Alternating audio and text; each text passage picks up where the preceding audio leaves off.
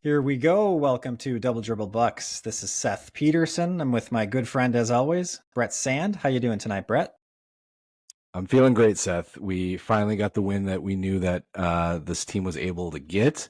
Um, I have to say, when we had game four, that was a game that I thought was very winnable. And obviously we lost. It just kind of fell apart. And then the exact same thing kind of came out in game five, but we were able to pull it together for a victory. So I think most Bucks fans have to be feeling pretty good. 3-2. Yes, we're going back to Indiana, but there is optimism that maybe we're getting Giannis and or Dame. That completely changes the series. So I'm pretty excited. Yeah, I don't know if this is true for all sports teams or all other basketball teams. I don't think it is, but it's quite a stressful roller coaster ride every season with the Bucks. I mean, even when we won the championship, that was such a difficult playoffs to get through. And just the emotions from one game to the next and feeling like there's no chance that the Bucks are going to be able to pull this off to doing it. And some years it's like, how are we losing to this team? And other years it's, wow, we pulled that off. So yeah, this year is, you know, just like any other in that way, where this series is going up and down. I thought we had a great chance to go ahead in the series and be ahead in it, and then we lost and we were down 3-1, and I kind of gave up. At some I was not optimistic at the beginning of Game 5, and then we somehow pull that off without our two stars and just things not looking good for us at all. So yeah, it's just you don't know what's going to happen, and that's the best thing about sports. That's one reason we all love it, and that's true here. No Giannis, no Dame.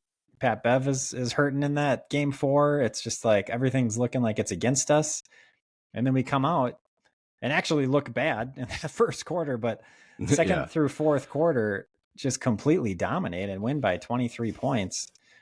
Yeah, not what I expected. So yeah, feeling I, good you know, right I now, think and we'll see what happens. Yeah, I think you make a good point too about the playoffs. The way that the NBA is so great though is the playoffs should be difficult. It's kind of rare I don't remember the details well enough, but you don't really have the days back when like the Bulls were dominating, where it was kind of just like sweeping their way through to the finals. But even in some of those teams, they still had challenges. I mean, that's what playoff basketball is about, and that's one of the things we've talked about before is the regular season really is just kind of fine tuning your team to see what works, what doesn't work. You look at Boston. I mean, today they absolutely killed Miami to close out that series, but they still lost, and all season they looked completely dominating. And they lost to a game to a Miami Heat team that doesn't have Jimmy Butler. So I mean, anything can happen when it gets to the playoffs, and I think that's what's we're kind of noticing. I mean, the Milwaukee Bucks were given essentially no chance to win without Giannis and Dame, and I get it, I understand that. But the thing is, like, we do have a good team. We have good players. I mean, Khris Middleton is a very good player. Everybody else on that team is a very good player too. Is it full of all stars? No, but I mean, how many teams do you look at and be like, oh well, they have 3 or 4 all stars? I mean, Minnesota this year had an argument to get 3 all stars, and they still only got 2. So, kind of reassessing the way that people look at teams is different. And, I think we got to give a lot of credit to the crowd. They did a great job kind of building up the team. We were able to take all the things that made game 4 so difficult, which is, the Pacers with this absolute insane 3-point shooting. We've talked about before, it's like some of these things that happen Yeah. in games are just not going to keep going. I mean, the Pacers are not a lights out 3-point shooting team. So the fact that they have the biggest game of their careers on game 4, it's like, okay, well, that's not going to happen again, especially if we can kind of shut it down. And so we just kind of played our game. We tried some new things, and the playoffs should be hard. You're constantly getting better. That's why they last for 3 months. It's not like a couple weeks and we're done. I mean, this is a very long thing, and games should go to 7 series, and the best team at the end will come out. That's the great thing. So yeah, I mean, I guess we should probably start to get into some of the things that Doc did that we liked and didn't like. I'll start right away that, Pat Beverly looked like the winner of the midseason trade. That was just, you go from this guy, it's like, all right, he's defender. Are we getting another PJ Tucker role? To he comes in and just is absolutely dominating in the way that we need him to dominate. And that was huge. We wanted a big Ajax game in game 5, and he didn't play much. But you know what I liked about it is something was off, and Doc recognized it, and he kept trying to go there. But it was also like, you know what, things are working. I'm not going to mess around with it too much. So I have a little more faith in Doc, and Pat Beverly. I mean, he's already earning mayor of Milwaukee type status. So Bobby's got to watch out a little bit. Yes, I think he does. And I think he knows it because he came out and played the last game. But back to Pat Bev. Yeah, he was unbelievable in game 5. I mean, I did not expect that at all. I've been harping on Pat Bev for not being a point guard, for not being a good point guard, not that, and that he shouldn't play point guard. And he comes out and he is the point guard. He kind of has to be, and just controls the pace of that game and makes all the right decisions. Finishes on some of those drives to the baskets, but really he's slowing it down. That was key. There were a few times where he purposefully slowed down. He kind of told the guys like, hey, let's just wait a second. He looked for Bobby. He looked for the mismatches. He wanted to get the ball to them in the right spot so that they could score. He just did a phenomenal job coming out in that, especially starting in that second quarter. And shout out to that amazing, first of all, he had that scuffle with Obi Toppin where he just wants the ball. He's like, I just want the ball. He's trying to get the ball, and then he gets shoved, and he's still just going for the ball. Prunty has the ball. Pat Bev's like trying to get it from him. Like we're just gonna keep playing. Like I think, things are paused right now, Pat Bev. You don't need to get the ball this second. But he was great. Yeah, that was awesome. I loved it. Classic Pat Bev. He didn't do anything in retaliation. He somehow avoided the double tech, which the refs seem to always just give, like no matter what. But he didn't do anything, and thankfully the refs saw that. And I think sorry, that veteran mentality is what he brought there. He knew that if he, in addition to, he was grabbing the ball and he was kind of like play, but he was also like, oh yeah, no, we're not doing anything wrong, and let's just keep playing, and really waving off the whole situation as, oh, it's not a big deal.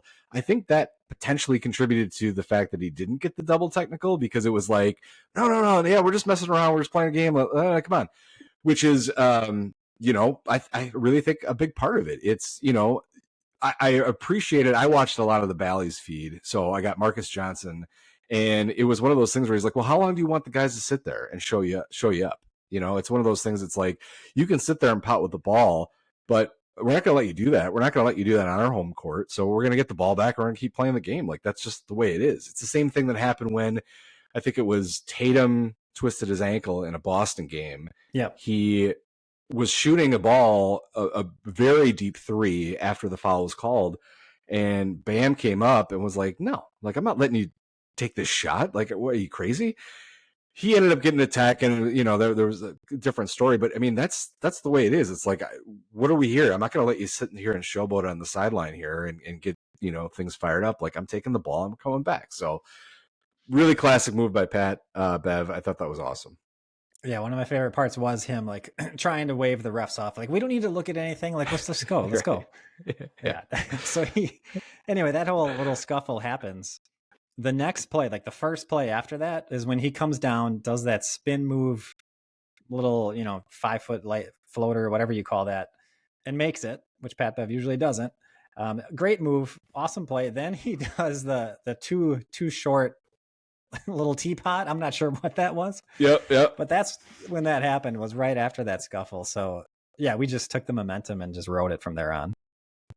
Yeah, I loved it. I mean, that got the fans fired up. It was, to jump a little bit backwards into the game 4, the reason that people love Bobby Portis so much is the way that he gets the crowd involved, especially on a home game, because he is this guy that is so physical, so intense, has the crazy Bobby eyes, but at the same time, when there's a fight, he usually has a smile on his face. It's almost like, half of I could absolutely destroy you if this actually got somewhere, to also like, is this really like what we're doing right now?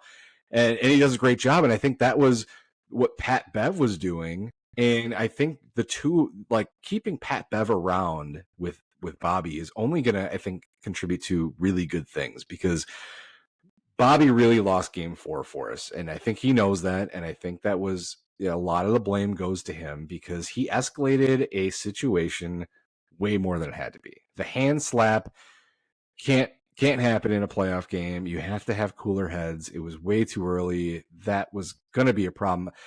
It was one of those things, you watch it happen and you're thinking, all right, it's going to be both guys getting tossed. And the fact that it was so one-sided, I think, is really kind of, it's bad to say because it was so early, but it was really the turn of the game, because not only did the crowd get completely fired up, but you have Bobby out and nothing for the other guy. It's just like, all right, well, this game is over. But I think Pat Beverly's leadership works well with Bobby to be like, look, we can still do this kind of stuff, but play the game where we kind of toy with the other opponent. We get in their head and we kind of make all these little tiny jabs that aren't big jabs, but just enough to kind of start, because you could see in that game 5, Pacers were starting to get, real worked up, and they were missing shots, and they were, you could see that the pressure was getting to them. And, Pat Beverly had a huge reason for that. And I hope that if we do see Dame and Giannis coming back,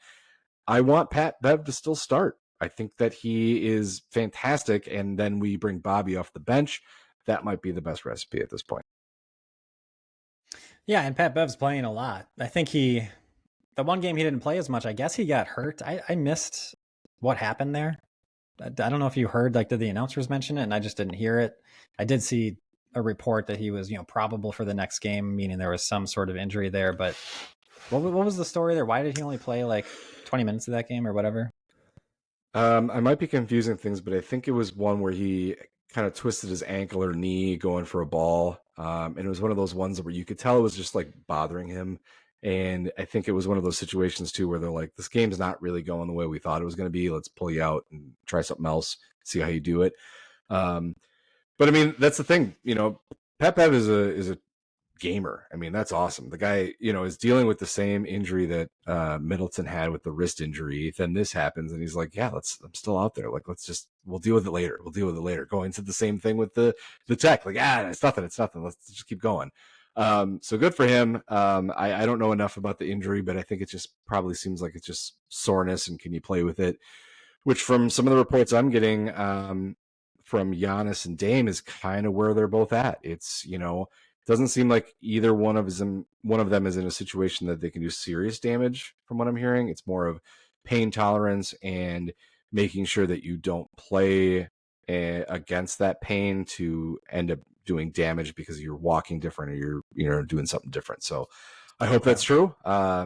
Despite what people think, I'm not a doctor, but we'll see how that goes. I did not know that.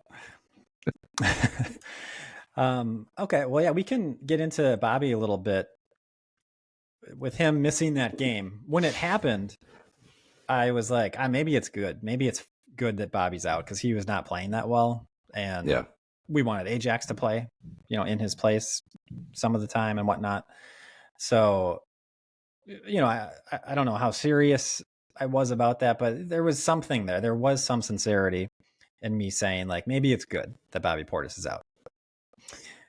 Then he comes back in game 5 and he's outstanding and, just great all around.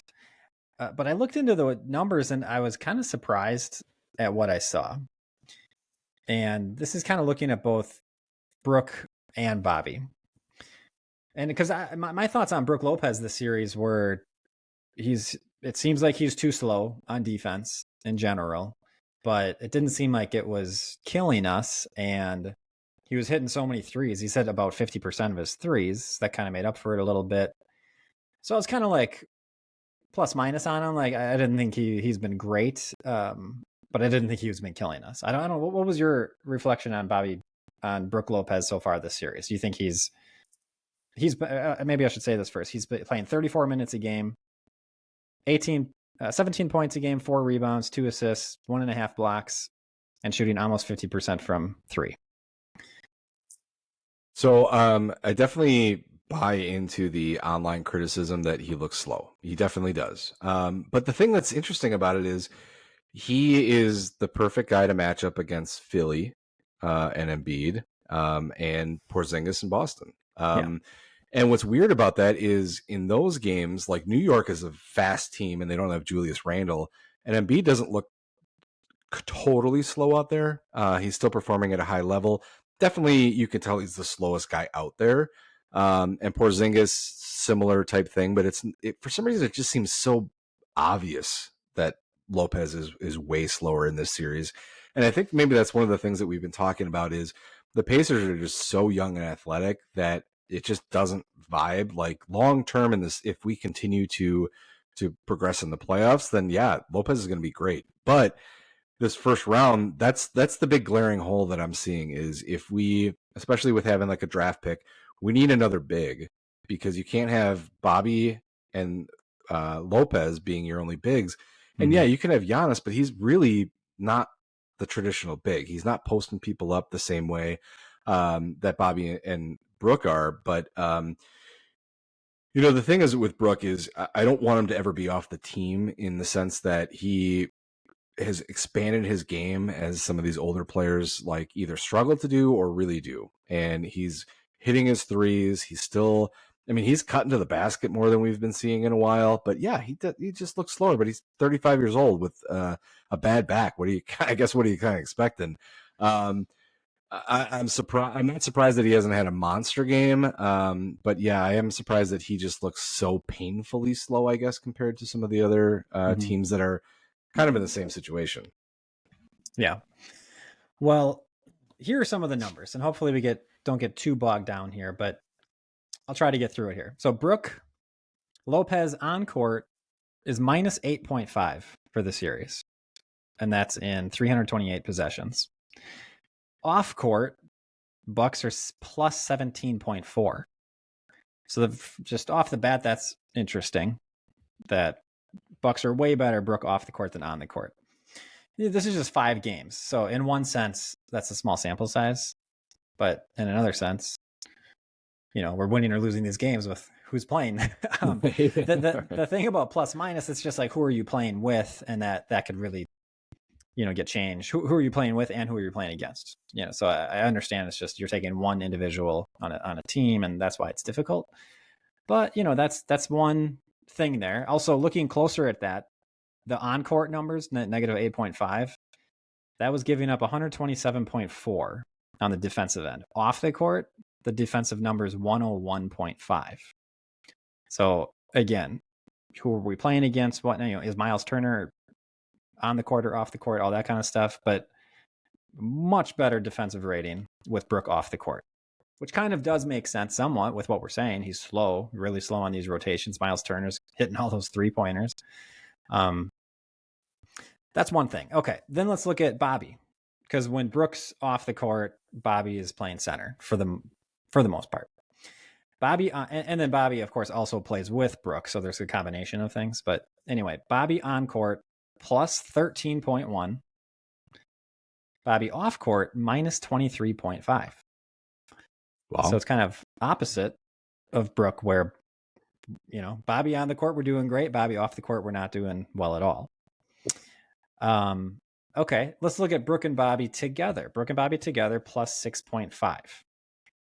So they're positive with them together, and that's part of the starting lineup. By the way, the starting lineup is negative, though. Do I have that? Where'd I put it? Our most used lineup, because we've got injuries and everything. Our most used lineup is Lillard, Beverly, Middleton, Portis, Lopez. I guess the starters for the first 3 games. So that lineup is negative 10.2. So they're not doing great. But Brook and Bobby together are plus 6.5. So that's good. Looking a little bit further, Brook on the court without Bobby, negative 25.2. Bobby on the court without Brook, plus 23.3. So looking at all these numbers with Bobby and Brook and the Bobby and Brook together and not together, it's kind of glaring how much better we've done with Bobby compared to Brook. And I have been liking the one just Bobby at center lineups without the two bigs, even though with the two bigs we've done okay, but I really have liked the Bobby at center with four wings essentially. And the numbers kind of bear that out, that seems to be the better, that does seem to be the better lineup. So hearing all those numbers, is that surprising? Did you think about that? Do you think, and I guess my takeaway from this is Lopez probably should play less. He's been playing 34 minutes a game. Maybe he should be like 20, 25 minutes a game. Yeah. Initially it's very surprising, but I think it's the same time, what we talked about where, Brook just seems slow, and that's a big difference. It's one of those things that I made a comment yesterday that is, are the Pacers deceptively tall? Because I don't understand the need to play Bobby and Brook at the same time. I just don't quite get it. I mean, I think Bobby's thing is coming off the bench, bringing that energy. He's a scorer. You, in theory, aren't going to lose any offense when he comes in. Starting him at the same time, I'm just a little surprised on that. I don't know if I understand it completely. And I think that is, it's telling that I think, we've talked about before the regular season and the playoffs being different. I think I'm more in favor of not getting the number one seed. And I'll tell you why. When Bud was the coach and we would have the number one seed seemingly every year, you look at a record and you say we won 60 games, whatever we did. Now I can sit there and be like, this starting lineup won me 60 games, so I'm sticking with them, right? Mm-hmm. Whereas if you're a 3 seed or 4 seed or whatever you want to do, it's like, man, we were all over the map. I got to keep toying with the lineup. I got to figure this out because, we got a good seed, but this isn't what we're married to. And I think that potentially could be something with, why Bud was struggling so much. Cause it's like, yeah, I get it. You had a 60+ win team with this starting lineup. Why should you change it? But it's not working. Like, do something different. In a perfect world, I think, you've mentioned this before, I would keep a small lineup, with Brook and Bobby rotating at that center position. Because I think that seems to work the best. However, as I say that, I mean, Dan Gunderson had a lot of minutes yesterday, and he did well. He might earn his Italian name back one day, but for now, Dan Gunderson with his mohawk, he got some good minutes, and every time I was upset he was coming in, he'd fight for rebounds, and he seemed to play really hard. And it's like, Game 5, I felt like I didn't even know what I was talking about, because it was like every time I'd be like, well, you should do this or you should do that, Doc would do the opposite and it would work, and I'd be like, all right, I guess I'll just shut up and just let you keep doing what you're doing. But I mean, Bobby is exactly kind of what we talked about before. He's younger, he's more athletic. Brook is at the end. He is. He just needs to maybe Doc needs to get past this veteran love that he's got, because he doesn't have to be playing these people. He's finally woken up about Beasley. We still like Beasley on the team. He's so much better when you limit his minutes and let him really fight for it. Maybe it's time to do the same thing with Brook. He's great in certain series, but I think he's okay taking a seat from time to time. I don't think he'd be complaining too much. Yeah. Well, like you alluded to before, I think if we get past the Pacers and if the Sixers get past the Knicks, I think Lopez is going to play a lot against Embiid. Yeah. Because Embiid is kind of a typical big man for the most part. He can shoot threes, and he does, but he's not sitting at the perimeter all the time. He's going to the basket a lot and falling on the ground trying to get fouled. So I think Lopez is going to be able to stay with him, and not get lost and be giving up wide open threes. Like Embiid's slow too. Actually, he's kind of a lumbering big guy. So that's a series where I would expect we kind of need Lopez these, 34 minutes a game or whatever it is. Yeah. In this series, looking at the numbers, especially, I think that should maybe be cut in half. Maybe it's more like 15, 20 minutes. And I think I would avoid Lopez as the only big. If we're going to have one big, I'm going to go Bobby, and everyone's switchable and quicker. Bobby kind of, I don't know if Bobby's slow as much as he just kind of gets lost or just like is too slow to make the rotation, like mentally. Or I'd say that's kind of his issue sometimes, kind of not being on the ball all the time, while Lopez is just too slow, period. So, yeah, I'm curious if they've looked at that. It's 5 games now. I don't know how much in game 4 they played that way. I guess I just didn't notice it during the game. But yeah, I'd stay away from Lopez and 4 wings and just play Bobby more at center. And by the way, the Bobby and Gallinari was plus 48.3 over 25 possessions, which is very probably surprising. all in that same game, I imagine. Yeah. So yeah, Gallinari was good. I rewatched that second quarter, and he defensively was staying with guys, and he had to guard. He was matched up with, I don't think it was Halliburton, but I think it was one of the other guards at the perimeter, and he stayed with him, didn't let him get by him. He kind of made the pacer, pass it off to somebody else. He was fighting for rebounds. He had ended up with 6 rebounds in 20 minutes that game. So kind of impressed with Gallinari. I don't necessarily think he's great. I'm not sure if he's going to be a positive in the next couple of games, but he definitely was a positive in game 5, and we really needed it. So that was awesome. Yeah, it was very surprising to see him play the way that he did. One of the things that I really noticed was, we've talked before where they're like, someone on the coaching staff has to realize this or that, or they have to have the stats, so they have to be able to blah, blah, blah. I kind of felt like game 5 was the first game where I was like, yeah, somebody is there like yelling out the statistics and they're following him, because, we had Halliburton was off. He was just not hitting shots the way that he did in game 5. And it got to the point where he would be open for 3 and we would be like, yeah, take it. And he wasn't hitting them. And it was like, wow, that's, he's arguably their best guy. And he's got a wide open 3 and you're like, yep, we know you're not going to make it. And sure as shit, he would miss it. And I think what's really interesting about the Pacers with their youth and their inexperience potentially catching up to them is one of their best playmakers is TJ McConnell coming off the bench. He is that energy guy. He's a tenacious defender. He's a good playmaker. He has been god awful in this series, and they keep playing him, and they still are like, maybe he'll come out of it. Maybe he'll come out of it. And the Bucks are like, yeah, keep giving it to him. Keeps doing something. And I think what's great about it is the Pacers might do an overcorrection by minimizing his minutes because they know he's cold.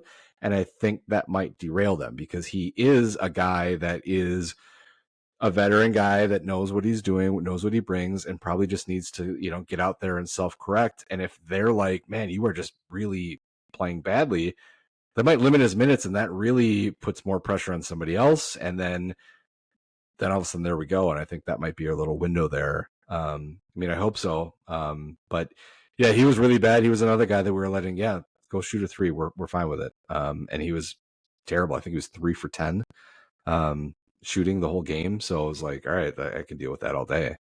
Yeah. McConnell's negative 18.1 for the series, which kind of jumps into another thing though. He's actually plus 25.1 with Myles Turner on the court and negative 32.5 without Myles Turner on the court. And Myles Turner does seem to be the big X factor for the Pacers.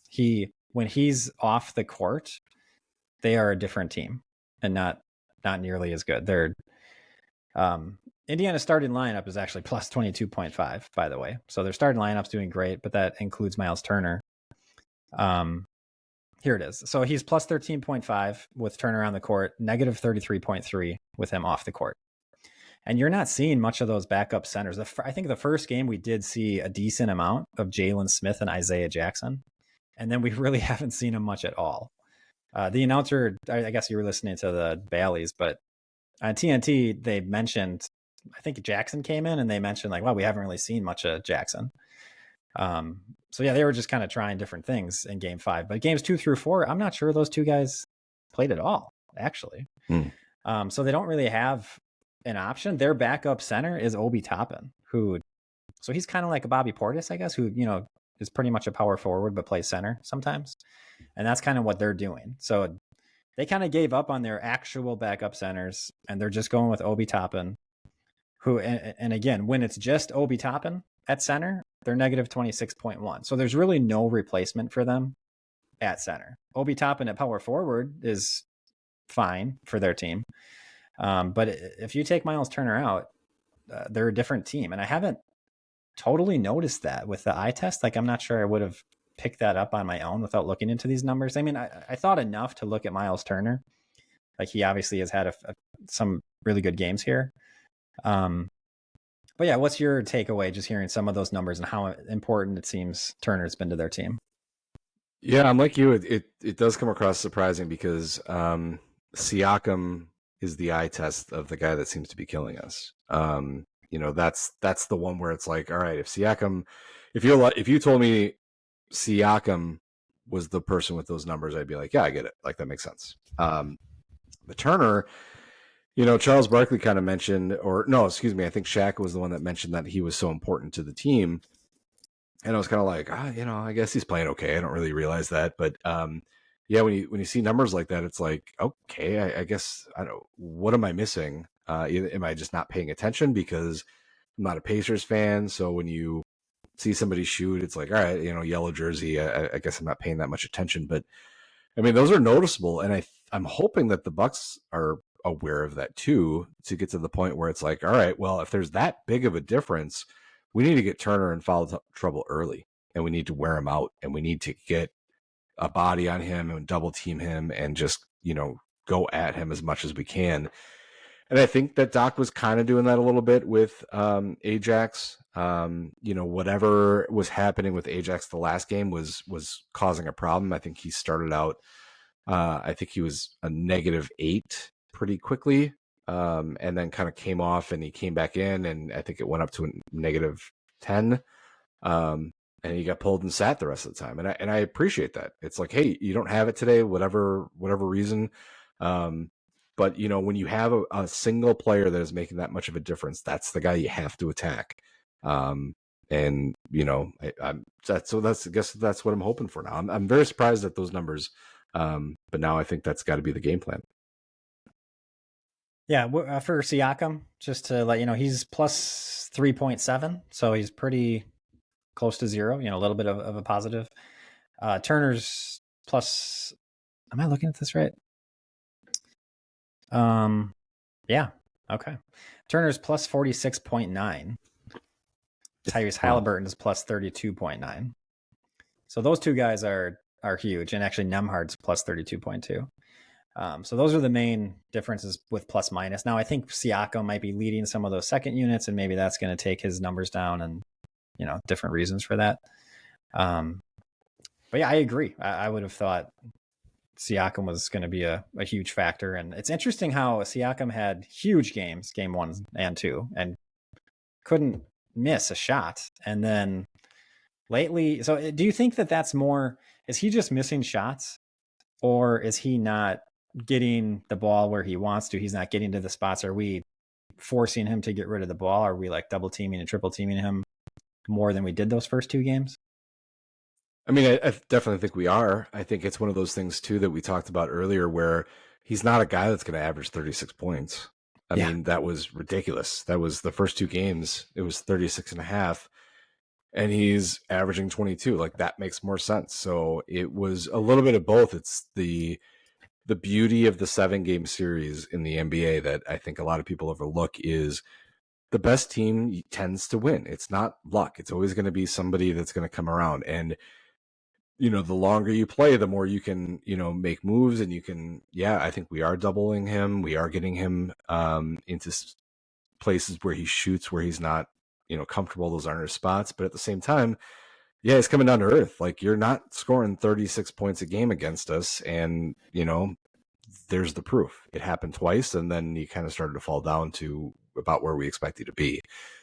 Whereas the Bucks, it's like, okay, so we win game 5, right? We all saw what happened. That unit pulled together. They did a great job.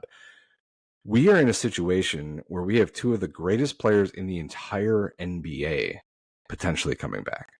I mean, Giannis averaged I'm trying to do quick math, but 58 points against the Pacers in the last 2 games. It was like 64 and 50 something. Like, that guy's potentially coming back.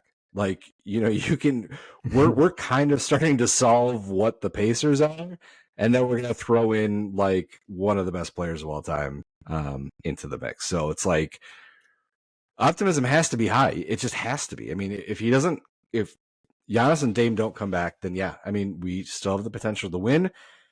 It's going to be like the game 5 where you go into it and be like, all right, I'm not expecting us to win. I just am not. Like, we have a good team. I know we can do it, but realistically, I just things would have to kind of line up the way they do. When you have somebody like Giannis coming back, it's totally different. I mean, we're wearing them down. We're exposing some of their weaknesses. They're doing things differently in these games than they did before, and I'm super excited to see if this happens because I think it's just going to blow the doors off the entire series. I mean, a lot of teams deal with injuries, so it's not like it's just the Bucks here.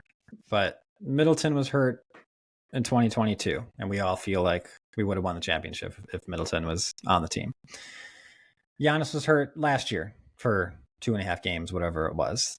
Giannis missed 5 games so far this year. It's like I mean, if Denver did not have Jokic, they would not win.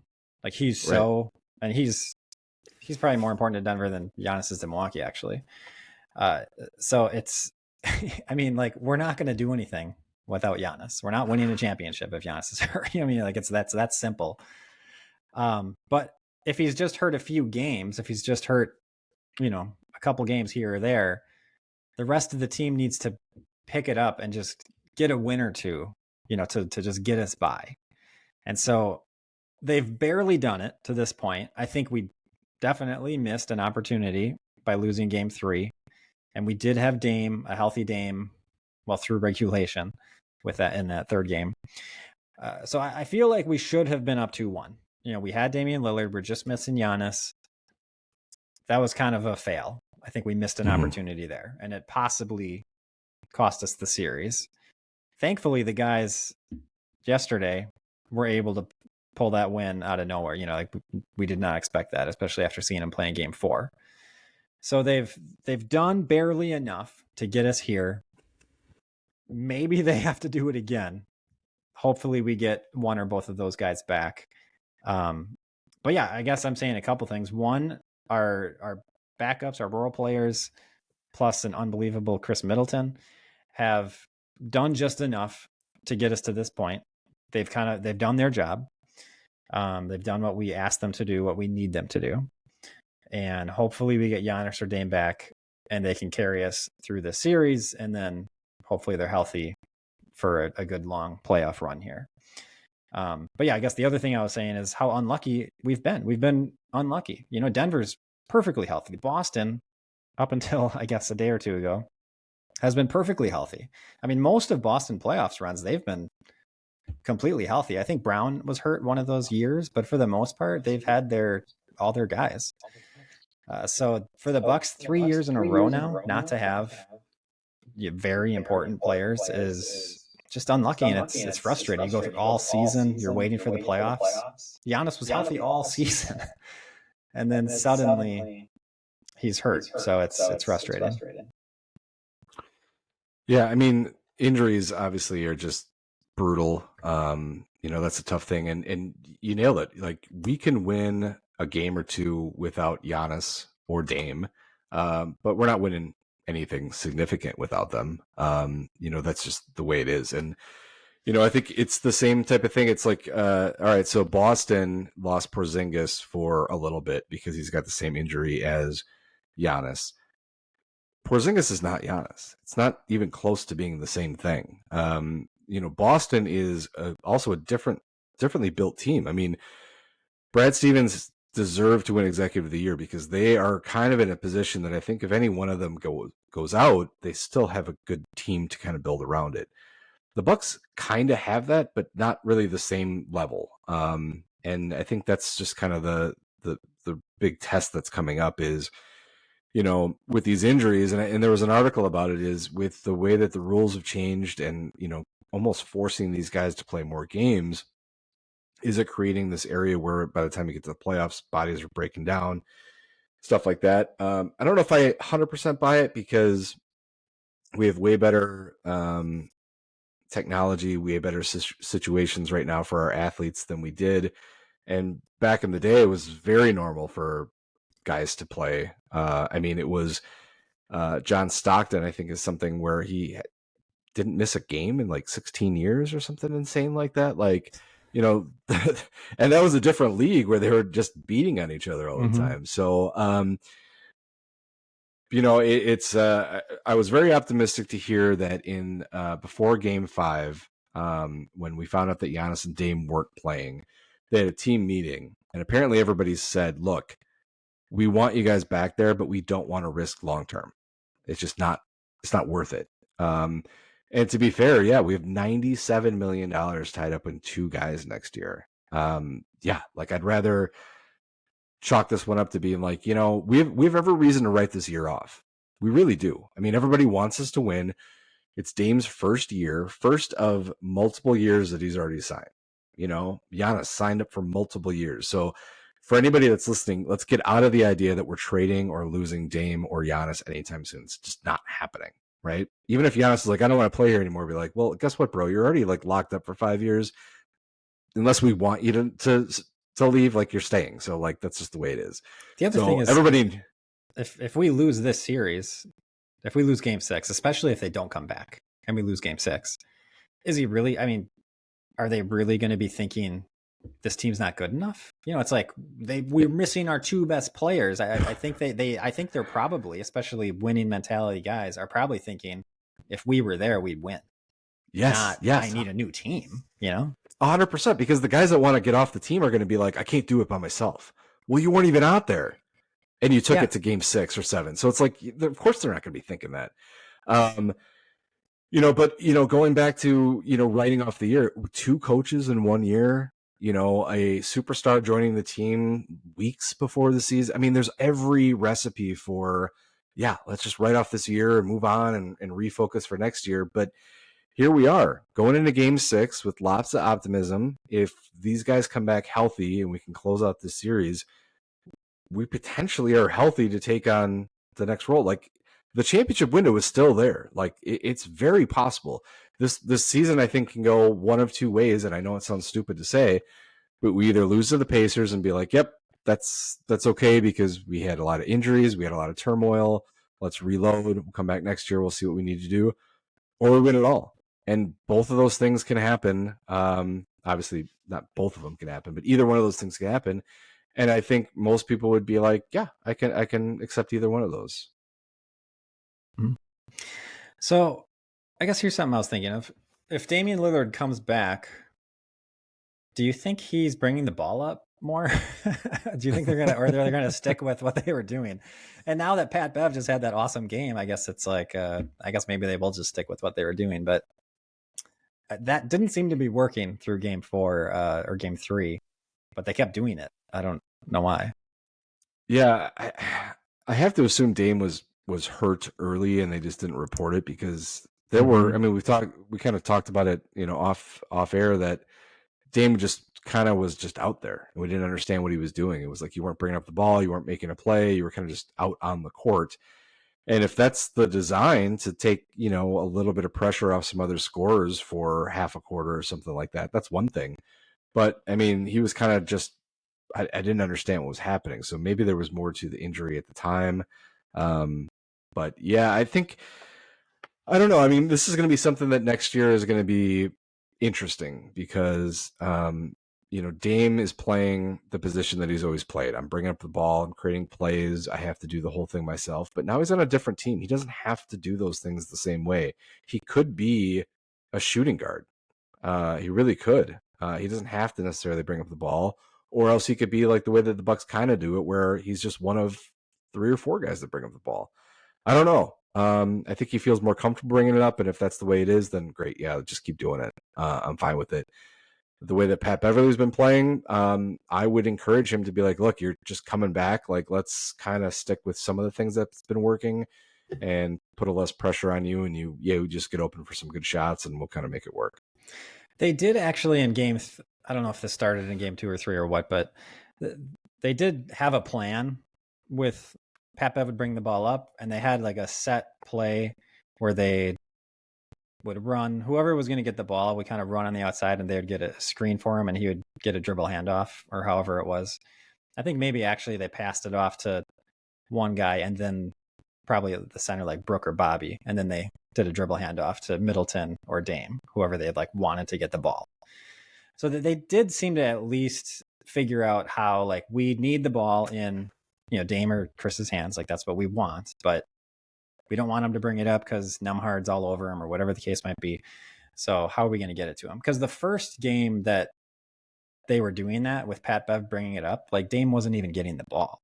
So I do think they at least solved that problem where they're like, all right, here we have a set play. Maybe they have a couple of them. This is what we're going to do. It seems to be working. You know, I don't think they've been turning it over. Usually they're following through with the play. Indiana's not breaking it up. So I guess if they're doing that, I'm not as upset. You know, as long as it's not Pat Bev dribbling around, not knowing where to go, guys aren't getting open. You know, Dame like just gives up on trying to get the ball, you know, which he does sometimes. I guess connected to that is I think how we dominated the game yesterday was we attacked the pressure. And we've actually won points in the paint the past couple games, which is kind of surprising. But I think we're getting a little better at attacking the pressure and not just settling for threes, not doing nothing for most of the shot clock and then just jacking up a shot. And that's actually another thing that maybe I like Brook not playing quite as much, is I don't want him just sitting out there waiting for that 3-pointer. I want Bobby to get it and do his post-up moves and attack Indiana. You know, like, let's attack them. Let's go at them. And so I think we've been a little better at that. So yeah, I guess I was really upset about that after the first couple games. But yeah, I think because they at least have a plan to get it in the right guy's hands, I'm okay with it. I am curious. My guess is they're just going to do the same thing that they were doing.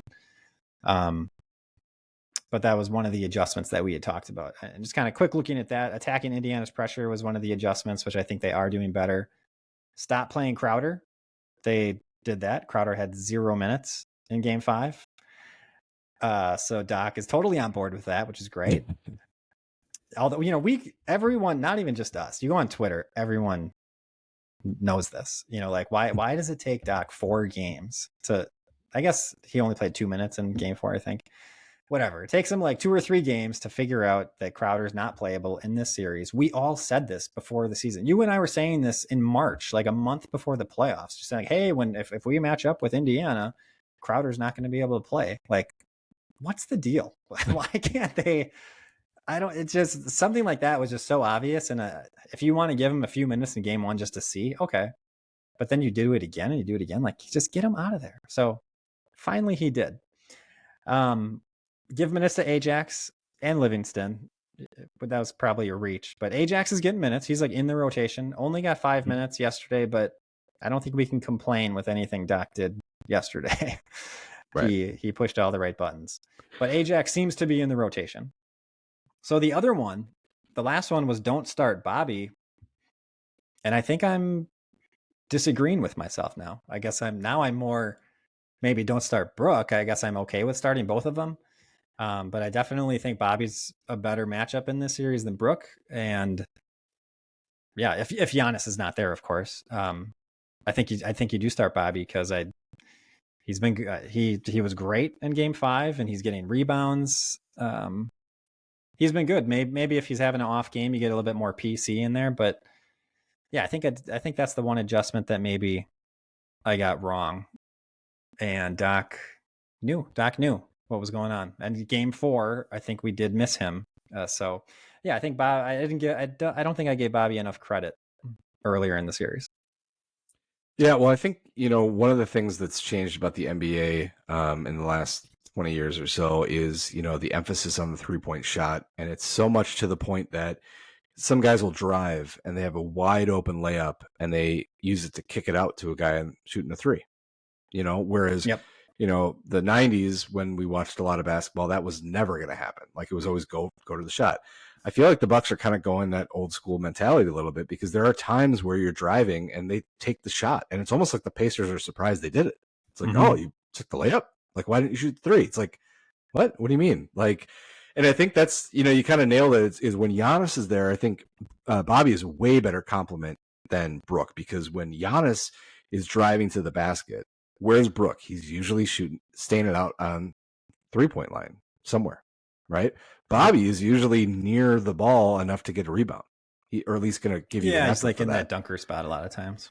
Yeah, and I think that's the thing. It's like you're a 7-footer, Brook. Like, I don't know if it's your body, or you're changing the way you play, or you have that much trust in Giannis. I don't understand it, but as a 7-footer, I'm surprised you're not hanging around the rim a little bit. You're never around when I think I think a part of that's the transition defense, and like he's Yeah.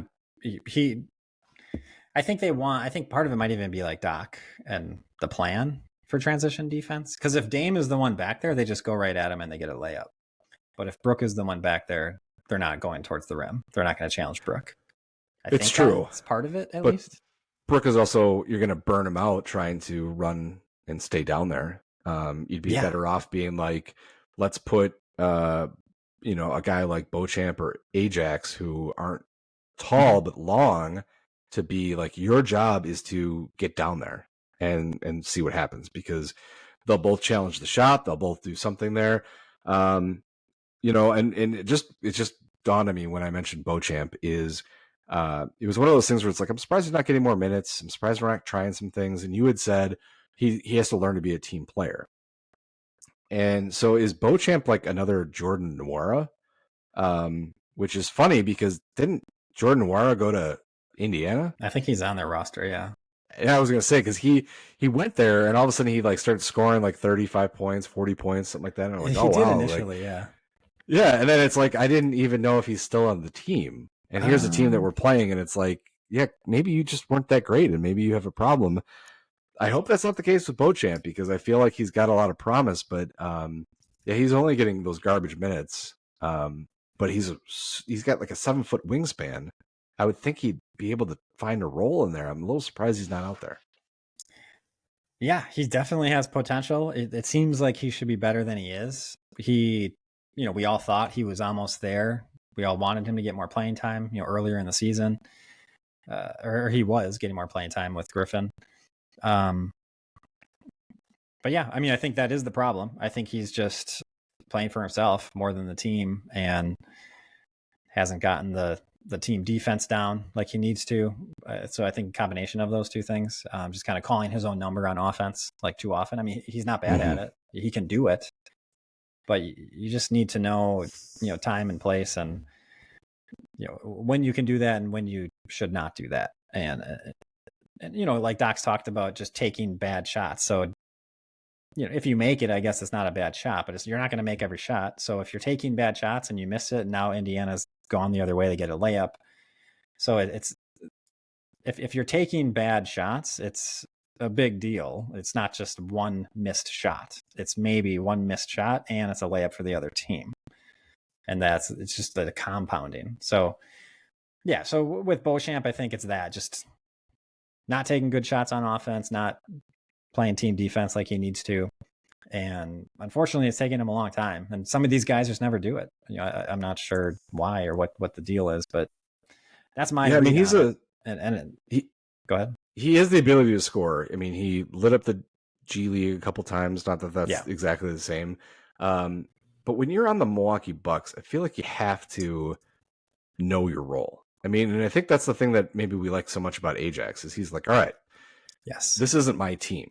I know that I have to fill a role, and that's the thing. And the other guy that's a great example of that, which is completely against what a lot of the online is we got to play more PC.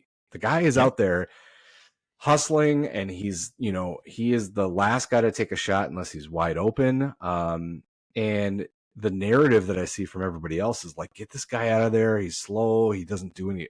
And I go, are we just watching different games? Because I feel like I don't understand what's happening, because when you're out there, especially when you have lineups where it has Giannis, Dame, and Khris, those are the guys that should be shooting the shot. Like we've talked about this before. Anybody else taking a shot should be a last second, like, or you're wide open, or it's just, shot clock. I don't know what it is. Yep. And PC and Ajax know that. Like, unless there's something dialed up for them that they're wide open, they are moving the ball, and even to a fault sometimes. I mean, there was I don't remember which game it was, but it was one of those ones where they're doing the swing pass around the arch, right? To the, it goes from the guy at the top to, let's kick it over to the corner. And PC was wide open and launched it over to Crowder to take the shot. And it's one of those things that we've talked about before. It was like, I didn't realize we would keep drawing up so many plays for Crowder to be shooting threes. Yeah. I was really shocked about that. But that's what's so great about PCs. Like, all right, my role is to get the ball to the right guy, and I shouldn't be thinking to myself, I'm going to get it to the right person. And if that is what's going on with Beauchamp, then yeah, maybe he just needs to go if he can't figure it out at this point, because you're not going to be the guy on this team when you have two of the best players that have ever played. You just have to find your role and own it. Yeah, online, Bucks Twitter, whatever we want to call it, they hate PC and they hate Bobby Portis. Yeah, and I'm not. I don't totally get. I understand there's issues with both of their games. There's certain games where they look bad. There's a bad game. Sometimes someone's going to blow by PC and you're going to be upset with his individual defense. Bobby's sometimes taking too many shots, a little ball hoggish. Like, there's certainly criticisms you can have for both players, but it is surprising how much hate there is. Like, guys who are huge Bucks fans, love the Bucks, tweeting about the Bucks all the time, and just would do anything to get Bobby and PC off the team. And it's too far. I'm a little surprised by it, because there's a number of games where these guys are helping us win. Like, they're not bad. They're just not bad players. Sometimes they have bad games. They're not perfect players. They're not getting paid like the best players in the league. So yeah, I think the hate should definitely die down, especially after a game like Game 5 in the playoffs, where both of those guys played great. So yeah, I don't like it either. So as we get into Game 6, is there anything that you're really hoping to see outside of the obvious of Dame or Giannis coming back? I guess, what are you hoping for if they are playing versus what are you hoping for if they're not playing? Yeah, if they are playing, that is awesome, especially Giannis. I really want to see Giannis back, and it's kind of like a test for him, and hopefully he would be healthy enough to play, close to 100%. But that's a situation where, like, he needs to lead his team to a win, right? Like, that would be really disappointing if Giannis comes back and then we lose the series. Kind of like what happened last year. Actually, he came back and Miami still beat us. I think he was in 2 games that we lost on Miami last year after the injury. Yeah, that's tough. I think so. I think it was more than just 1 game, but either way, it's kind of like hey, best, one of the best players in the world, best players of all time, top 10, 20, whatever you want to say. That's something like, you got to do this. You got to carry this team over the hump here. So I kind of want him to have that opportunity. And yeah, he should dominate. I mean, it's just a completely different game. I also just want to see, after, the playoffs obviously are different than the regular season. Who cares about like this 5-game series during the regular season? This playoffs is legitimate, real basketball. And it's been, a lot of fun to watch these 5 games. And then you throw Giannis in. It's just such a curveball. Like, everything changes if Giannis is in the game. And it just would be really interesting at a basketball fan level just to see how different it is, and I'm sure there's some negatives too. I'm sure Indiana could take advantage of certain things. I mean, they're a good team. They're very well coached. So yeah, that would be just really interesting. If just Dame comes back, then we're back to the first 3 games, kind of what we had, and we definitely need to be better. I hope that Doc's learned some things. He has learned not to play Crowder like we said. He's playing Ajax a little bit. So there are some things that we're doing differently. I'm sure there's things Indiana's doing differently that you and I aren't paying as much attention to. Um, so yeah, I guess in terms of what I want to see, I think the main thing that we talked about that I want to see is I think Les Lopez makes a ton of sense, and so just I think that's the main adjustment to make because he's played 30 plus minutes every game here. So I think that would help. And then you also have Ajax coming in and giving more energy. And we're attacking Indiana. Like Middleton was just going after that, just going right, like you were saying, just going right into him and like taking shots that you were like, "Well, wow, you took a shot there." And a few times he almost lost the ball. I mean, there was like 5+ possessions that almost looked terrible. Like we just kind of gave it away, but we managed to hold on to it and make the extra pass or get the shot up. And it worked out for us, but it was close. Yeah, the margins were small with some of those dribbles that Middleton was taking down there. But that definitely seemed to be a strategy that the Bucks and Middleton were doing there, because I don't think Middleton was doing that quite as much as previous games, just going right at him like all game. And so, yeah, keep doing that, going at him. Don't rely on the 3-pointer. Don't take so many threes. And yeah, play Lopez less, be quicker on defense, flying around, getting more steals. We had 8 steals in game 5. And somehow we had more rebounds. Honestly, that's the other thing in game 5 that we didn't really see. The first 4 games, we were playing like playoff basketball. I mean, that was the first game that I felt like this is playoff basketball from the Bucks. And I don't know why it took them so long, but they were just making the extra effort to get the rebounds, staying in there that extra second, fighting, boxing out for an extra second, trying to get around the box out for an extra second. Just everything that they were doing was just giving that extra effort that wasn't there the first 4 games. And if they can, especially if we don't have Giannis or Dame, like you have to have that to win this game. But even with Giannis and Dame, like this is playoff basketball. Like you got to do that. Like I want to see the same effort that we saw in game 5. And if we get that, I think we'll take the series. Yeah, I think some of the things that I'm hoping for is I hope Doc continues to have a short leash for the people that he needs to. I mean, he's kind of demonstrated a little bit. It's like, all right, if you want to try Dan Gunderson for a little bit, all right, try him. But if it's not working, pull him. If you want to try Crowder, which I don't think you should, have a short leash. If it's not working, pull him. Beasley, same type of thing. It's like those are also guys that are chasing a ring. Doc has a ring and other guys have a ring. So he should be able to say, look, I don't owe you shit and I'm going to try to win one. So this is how this is working.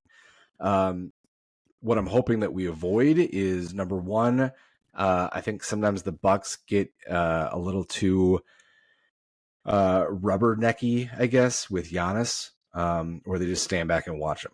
Yes, and I get it, but you can't be doing that. Like you have to be able to be in a position to react or do something, be the outlet, be crashing the rebound, do something like that. And then the other big thing that I want to make sure they avoid are these sloppy passes, and these little lob passes are the ones that are killing me. Yeah. It was one of the most recent games. PC has the ball and he's trying to get it into Khris. And he's sitting there doing one of those like multiple pump fakes. Like, I'm definitely going to you, but let's like draw this out a while. And then he does this little lob and sure as shit, it gets turned over. Like, what did you think that was just going to happen? Like you looked like 10 minutes being like, I'm going to throw it to you. I'm going to throw it to you. I'm going to throw it to you. And then you do. And the defender's like, yeah, I'm still right here. Like you didn't fake me out. You put it exactly where I thought you were going to do. You had no emphasis to the pass. It was just this little dink thing. That stuff's got to change. And I'm surprised that there's not some assistant being like, oh my gosh, for the love of God, like stop doing that. Like pass with authority. Stop these like half court, things. Stop these little lob. Like there's got to be better ways. And I think those are just, stupid errors that I think we can fix. So those are my big things that I'm hoping for. Obviously, we both want Giannis and or Dame to come back. That'll be a huge, huge change. And I think that's what we're going to need to win in Indiana. Yeah, before we sign out, I just want to shout out Khris Middleton again. he's having an incredible series. 27 points, 9.5 rebounds, 5 assists on 54, almost 55%, or 54% from 2, 37% from 3. Just, yeah, playing like the number 1 player on a team, and he's the number 3 guy. So he's been awesome, despite what our friend Bob says. And yeah, like he's still just as good as he was 5 years ago. I mean, he's been awesome. Hopefully he can continue that when we get these guys back. But yeah, he's really held the team together here. Yeah, Khris Middleton is great. My only concern with him is the injuries. It just keeps kind of adding up. He's got 2 bad ankles now, and he's still out there and he's playing and he's looking good. I'm worried long term because I want him to continue, but I think that it's definitely looking like the Giannis Khris relationship will be ending sooner than later, just because of Chris's body just isn't gonna be holding up. But maybe we get lucky and he can come back. I mean, he's an incredible athlete, great shot, great shooter. He overcomes these things really well. It's just, I'm worried. It's the Kawhi Leonard type thing. Is Kawhi Leonard ever going to be a guy again? Because he just seems like he can't stay healthy. His body's letting him down, and I'm worried about that for Khris. I hope I'm wrong. I hope he's okay and can keep playing. But that is a concern. I just when he's on, and we saw it the last couple games. He's definitely carrying the team. Khris and Pat Bev, are the current all-stars of the series for the Bucks. Yes. Definitely, yes. Stay healthy, Khris Middleton. Okay, well, I think with that, we'll sign out. So yeah, subscribe and rate us on Apple, Spotify, wherever you listen to your podcasts. Email us at doubledribblebucks@gmail.com. Follow us on Twitter at podddb. And until then, go Bucks.